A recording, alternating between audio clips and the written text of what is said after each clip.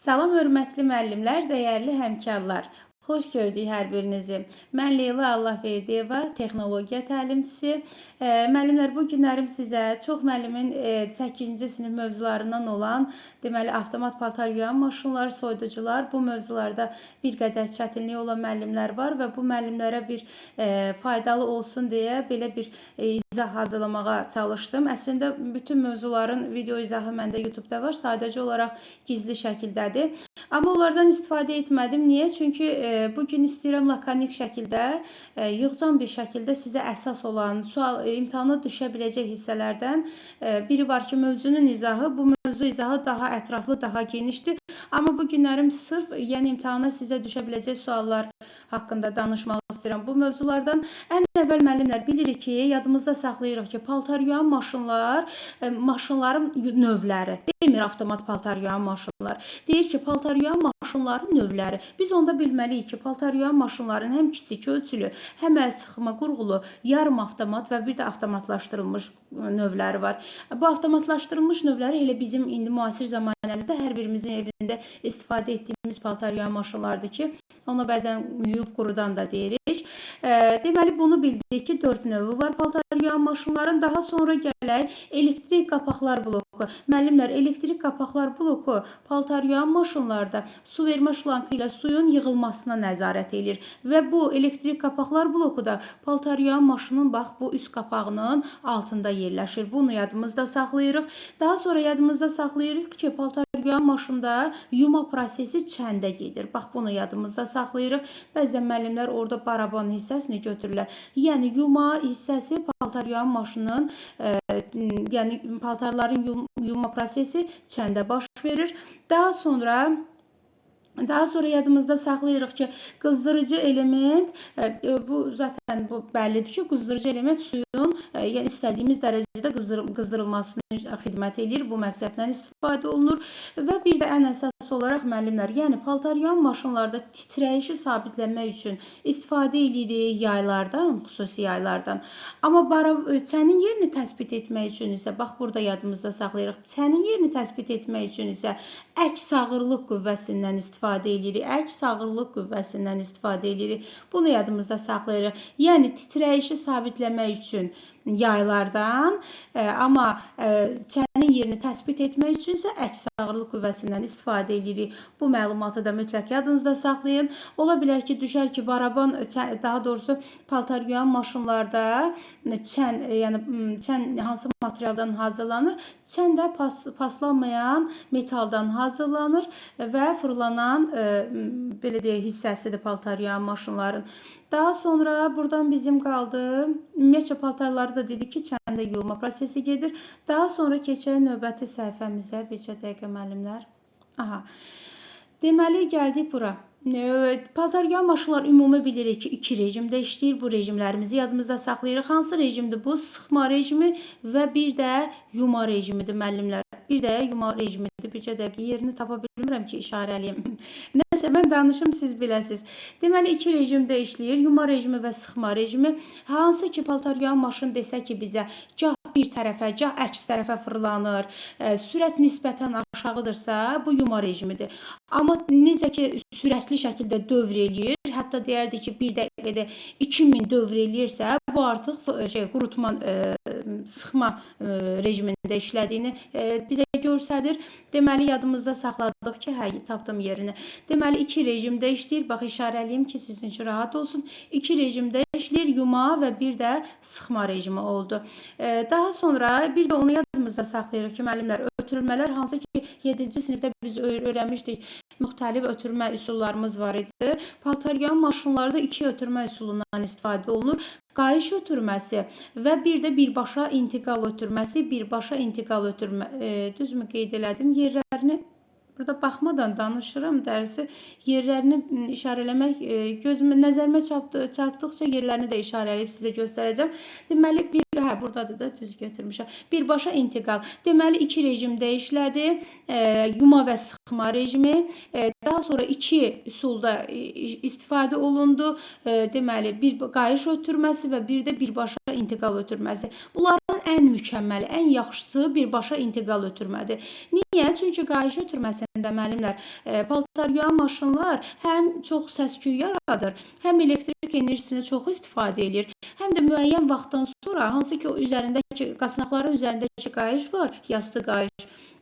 Bax, bu qayış yeyilir və belə deyim, istismar müddəti azalır paltar yuyan maşınların. Ona görə bizim ən yaxşı, ən üstün üsulumuz birbaşa intiqal üsuludur. Çünki bu üsul həm elektrik enerjisinə qənaət edir, daha sonra həm çox səs-küy yaratmır, həm də etibarlılığı, yəni uzun müddət istifadəyə yararlı olur. Bunu da yadımızda saxlayırıq. Daha sonra bizim paltar yuyan maşınlarda bu hissələri mütləq şəkildə müəllimlər, daha yəni mən onları bir-bir burada demirəm, vaxtınızı aparmayım.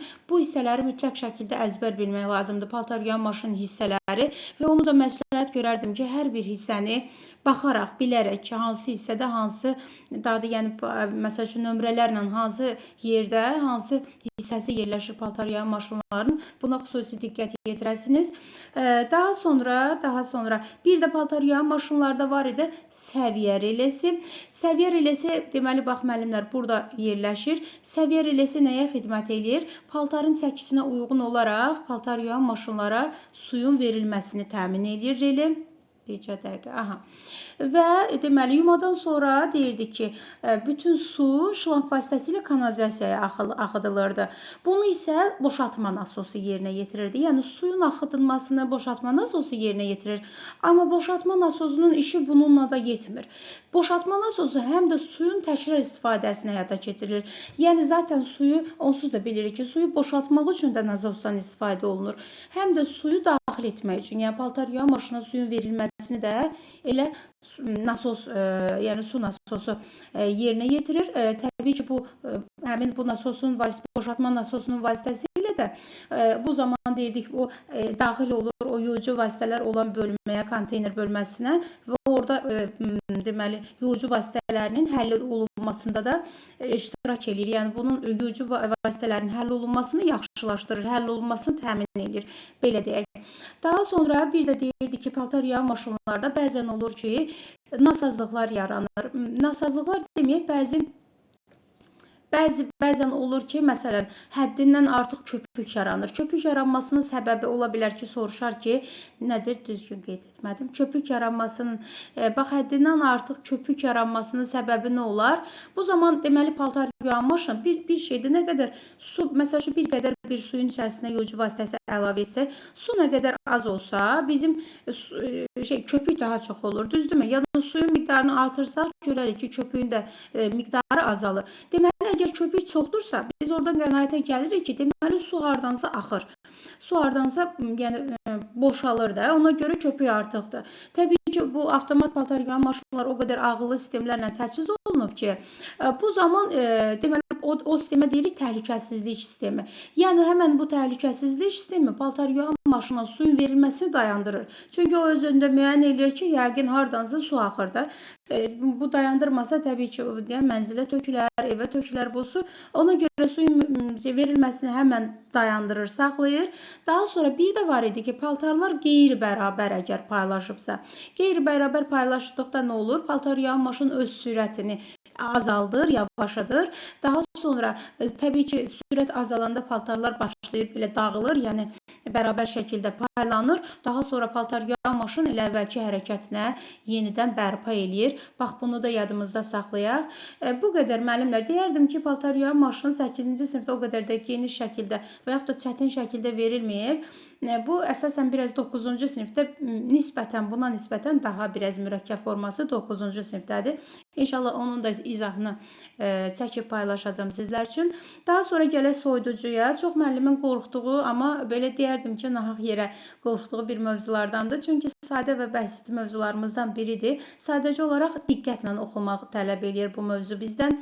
Deməli, nəyi yadımızda saxlayırıq müəllimlər? Ümumiyyətcə soyuducu istilik keçirməyən, kamerada aşağı temperaturu qoruyub saxlaya bilən bir qurğudur. Bu hissəni əzbər yadımızda saxlayaq. Ola bilər ki, soyuducu, kondisioner və yaxud da soyuducu, kondisioner, mikrodalğa bunları belə salar və hər birinə aid olan, özünə məxsus olan cümlələri verər və bizdən uyğunlaşdırma istəyər. Ona görə də soyuducu, təbii ki, burada heç kəsin inanmıram ki, bir problem olar. Yəni, hər birimiz bilirik ki, soyuducu aşağı temperatur qoruyub saxlayır və ona görə də Ərzaqlarımızı onun içərisində saxlayırıq ki, belə deyim də, xarab olmasın, məhv olmasın deyə. Tamam, keçdik növbəti deməli dərsimizin gedişatına. İndi müəllimlər, bir ən çox müəllimlərin çətinlik deməyim, səhv saldıqları yerlər nədir? Soyuducunun var bir növləri və bir də var soyuducunun işləmə prinsipinə görə növləri. Bunu yadımızda saxlayaq. Baxaq. Soyuducunun iki növü var. Növü qatmayın işləmə prinsipinə. İki növü var. Bir orta temperaturlu, bir də kameralar və bir də aşağı temperaturlu dondurucular. Yəni orta temperaturlu və bir də soyuducular var ki, dərin dondurucu da deyirik ona da. Bu mağazalarda falan daha çox rast gəlirik. O sırf elə dondurma işini ancaq aşağı temperaturda dondurur. Amma var ki, məişətdə istifadə etdiyimiz soyuducular, bunlar elə orta temperaturlu kameralardan ibarətdir və biz orada ərzaqlarımızı sərin, soyuq saxlamaq üçün istifadə edirik. Bunu yadımızda saxladıq. İşləmə prinsipinə görə isə soyuducuların var 3 növü. Bəzən müəllimlərin çoxusu deyir ki, müəlliməm, burada 2 növ kimi götürürlər. Kompressiyalı və absorbisiyalı termoelektrik bir götürürlər. Xeyr, müəllimlər, 3 növü var. Kompressiyalı, absorbisiyalı və bir də termoelektrik. Sadəcə olaraq dərslikdə o hissədə bir vergül qoyulmayıb deyə, yəni çaşqınlıq yaradır müəllimlərdə. Termoelektrik dediyi bilirsiniz hansıdır müəllimlər? Bu bəzən ki həkimlər məsəl üçün ev üçün təcili tibbi yardım çağırırıq. Əllərindəki dərmanları ki gətirirlər, yığcam balaca bir içərisinə dərmanları yerləşdirdikləri soyuducudur. Bəzən pikniyə gedəndə, yəni belə deyim də, istirahət üçün hər hansı bir belə deyim uzaq bir bölgəyə gedəndə özümüz də götürürük onu. İçərisinə ərzaqlarımızı yerləşdiririk ki, o xarab olmasın da ərzaqlar. Bax, termoelektrik budur.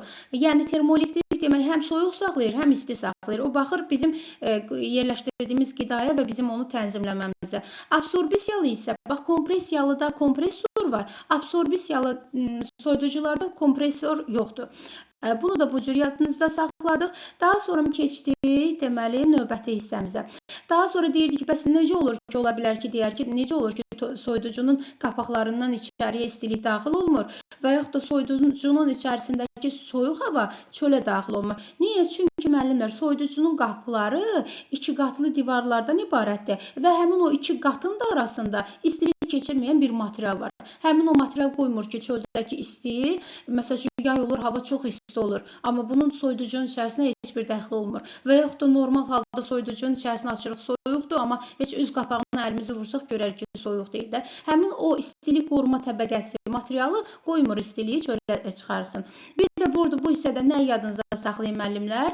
Deməli, burada dondurucu aqreqat. Bilirik ki, soyuducunun ən mühüm hissələrindən biri dondurucu aqreqatdır və dondurucu aqreqat da soyuducunun arxa divarında yerləşir. Bunu da zaten hər birimiz belə deyim də evdə də müşahidə edirik. Soyuducu elə bir əşyadır ki, demək olar ki, bütün hər bir kəsin evində mütləq şəkildə soyuducu var. Arxa divarına görə bilərsiniz. Bax, həmin o hissədə dondurucu aqreqat yerləşir. Ən aşağıda mühərrikdir. Eyni ilə ki, burada necə ki şəkildə verilib. Bax, bu sistem hər birimizin soyuducumuzun içərisindədir. Bax, bu yuxarı, soyuducunun yuxarı hissəsindədir. O hansı ki, o buzluq deyirik də, buzxana, nə bilim, dondurucu, bax, o hissənin yuxarı hissəsində. Bu, arxa divarlarını əks etdirir. Yəni, müşahidə də eləyə bilərsiniz bunu. İndi müasir, deməli, soyuducuların bəzisində bu kondensator bu şəkildə də verilib. Amma normal, bu ən əvvəldən elə hazırlamış soyuducularda bu cürdür. Yəni, belə, bax, bu şəkildə, belə spiralvari şəkildə bu kondensatordur. İndi baxaq görək, bunu da bir genişliyindən izah eləyək. Deməli, müəllimlər, dondurucu aqreqatımız bax budur. Mütləq şəkildə dondurucu aqreqatın hissələrini əzbər bilməliyik ki, onun hansı hissələri var. İndi birazdan onun da hissələrini, hissələrini bir dənə bu üzərində bir baxaq. Deməli, müəllimlər, ən yuxarıda olan hissəsi bax bu buxarlandırıcıdır. Görürsünüz ki, burada elə mavi rəngdə. Mavi adətən bu çox yerdə yəni soyuğu təmsil edir, qırmızı isə istiliyi təmsil edir. Mavi odur odur ki müəllimlər, freon burada istiliyi özünə çəkir. Bu isə həmişə soyuq olur. Çünki freon bura daxil olanda buxarlandırıcı oradakı istiliyini özünə çəkir. Amma kondensator qırmızıdır. Niyə? Çünki freon isti halda daxil olur kondensatora və öz istiliyini bax burada buraxır kondensatorda. Bunu necə müşahidə edə bilərsiniz? Soyuducuda müəllimlər, hər birimiz soyuducunun arxa divarına bir dənə əl vursanız görərsiniz ki, ora daim istidir. Niyə? Çünki freon öz istiliyini həmin bax burada buraxır. Ona görə görürsünüz, qırmızı rəngdə verilib ki, yəni istilik orada buraxılır özündən. Deməli, indi baxaq görək. Bunun deməli hissələri oldu. Buxarlandırıcı, kondensator. Daha sonra bax bu boru ki var. Bu boru bizim geri qaytaran borudur. Yəni freonu buxarlandırıcıdan kompresora ötürür. Kompresor da öz növbəsində freonu ötürür kondensatora. Deməli, kompresorun vəzifəsi nə oldu? Yəni göndərmə işini yerinə yetirir də, mühərrikdir belə deyim. Hərəkəti bir yerdən başqa yerə ötürdü. Buna kompresora həm də deyirdi ki, havanı, buxarı, qazları sıxmaq üçün olan bir qurğudur. Yəni freon daxil olur kompresora. Kompresor onu sıxır və yenidən göndərir kondensatora. Tamam. İndi baxaq. Bunun əsas hissələri müəllimlər kondensator, buxarlandırıcı və kompresor. Çünki bu üç hissə arasında dövr eləyir freon. Bu ümumiyyətlə soyuducu olsun, kondisioner olsun, bunların işini ən çox görən freondur da. Freon qazı olmasa bu əşyalar heç bir işə yaramaz. Freon da 3 yerdə dövr eləyir. Bir buxarlandırıcıda, daha sonra daxil olur kompresora, daha sonra daxil olur kondensatora. Burada 2 dənə bizim borumuz var. Biri kapilyar borudur. Bax bu nazik boru. Bu kondensatordan yenidən geri qaytarır freonu. Amma bu geri qaytaran boru isə, bu görürsünüz biraz daha şeydir. Qalındır da nisbətən. Bu buxarlandırıcıdan kompresora qaytarır bizim freonu. Bu hissəni bir dənə tam olaraq yadınızda saxlasaq, bu belə deyim dövrü heç bir çətinliyiniz olmayacaqdır. Deməli, freon ən birinci hiss eləyək ki, freon buxarlandırıcıdadır. Freon buxarlandırıcı neyini? Buxarlandırıcı adı üstündə buxarlandırır freonu. Maye, qaz halına salır. Yəni, freon buxarlandırıcıda soyuducunun içərisindəki nə istilik var? İstilik buxarlandırıcıya yığılır və freon da buxarlandırıcıdan həmin istiliyi özünə alır, yığır hamısını. Sonra geri qaytaran, bax adı üstündə geri qaytarır freonu. Geri qaytaran boru ilə daxil olur kompresora. Kompresor buradadır. Kompresora daxil olduqdan sonra kompresor da öz növbəsində freonu ötürür kondensatora. Kondensatorda freon dövr eləyir bu şəkildə soyuyur, istiliyini buraxır və keçir maye halına. Deməli, bax onu yadımızda saxlayaq. Freon istiliyi udanda keçir buxar halına. Zaten bilirik də nə isə istidəndə buxar halına buxarlanır. Su da elə bu cürdür. İstiyə məruz qalanda buxarlanır. Freon istiliyə məruz qalanda buxarlanır. Deməli, buxarlandırıcıda freon buxara çevrilir. Kondensatorda da istiliyini buraxdığına görə burada artıq maye halına çevrilir. Bax, bu hissədə maye halına çevrilir. Bunu da yadımızda saxlayırıq. Bu qədər demək olar ki, soyuducunun bütün işi bax burada həll olunur. Bunun başqa bir, belə deyim, çətinlik yaradacaq heç bir mərhələsi yoxdur. Buxarlandırıcı, freon daxil olur buxarlandırıcıya. Buxarlandırıcıda maye buxar halına çevirir, istiliyi özünə çəkir. Geri qaytaran boru ilə daxil olur kompresora. Kompresor da onu ötürür bu kondensatora. Burada da freon kondensasiya olunur. Yəni, istiliyi özündən buraxır və maye halına keçir. Maye halına keçəndən sonra desəz neynir? Daha sonra burada müəllimlər, bax burada bir filtr var. Buna deyirik ki, quruducu filtr. Sonra buradan deməli dövr elədi freon. Daha sonra gəldi bu filtrə. Filtrdə süzülür freon. Filtr onun üçündür ki, yəni freon belə dövr eləyəndə tərkibində ola bilər ki, hər hansı bir su qarışar, nə bilim, çirkdən, tozdan təmizlənmək üçündür. Deməli, bura çatanda filtrdən keçdi freon, tam süzüldü, təmizləndi. Sonra yenidən bax bu nazik kapilyar boruyla yenə daxil olur buxarlandırıcıya. Yenə buxarlandırıcıda istiliyi canına çəkir. Yenə geri qaytaran boru ilə daxil olur kompresor mühərrikə. Yenə kompresor mühərrik onu göndərir deməli kondensatora. Yenə orada başlayır dövr eləyir, öz istiliyini buraxır. Yenə yəni bunun elə bir ancaq bu işi görür. Buxarlandırıcı geri qaytaran boru ilə daxil oldu kompresor mühərrikə, oradan yenidən daxil oldu kondensatora, kondensatordan gəldi quruducu filtrdə filtrləndi, daha sonra kapilyar boru ilə yenidən daxil olur buxarlandırıcıya. Ola bilər ki, bəlkə də sözümü çox tələffüz elədim, çox yenidən izah eləməyə çalışdım. Sadəcə olaraq fikrimi istəyirəm dəqiq şəkildə sizə ötürə biləm ki, bu mövzuda çətinliyiniz qalmasın. Daha sonra bizim buradan başqa bir, yəni bu hissənin demək olar ki, əsas mahiyyəti buydu. Droselləşdirmə nə idi? Droselləşdirmə isə deyirdik, mayenin, qazın, buxarın işlənməsini nizama salan bir proses idi. Daha sonra bir də bizim bu hissəmizdə var idi ki, soyuducunun istismarı zamanı bizim belə də yerinə yetirməli olduğumuz təhlükəsizlik qaydaları var idi. Bunlar da çox bəsit, yəni zaten görən kimi seçə biləcəyimiz hissələr idi. Ən əsası yadınızda saxlayın ki, soyuducunun işıq lampası üçün soyuducunun içərisində olan o açanda ki işıqlanır. Bax, həmin bu lampa üçün 15 volt gücündə lampalardan istifadə edirik. Yəni bundan artıq, bundan güclü volta malik olan lampalardan istifadə etmək olmaz. Çünki bu yanğına səbəb ola bilər. Bunu yadımızda saxlayırıq. Daha sonra yəni burada elə özünüz oxuyacağınız şeylərdir ki, biz onu deyirdik, soyuducunu qoyduğumuz döşəmə dəmirdən, betondan, torpaqdan, metaldan olmamalıydı. Bu bizə təhlükə yarada bilərdi. Ondan sonra biz onu müəyyən qızdırıcı cihazların yaxınlığında qoymamalıydıq. Bu yəni qaz filtrəsi, radiator, su kəməri və s.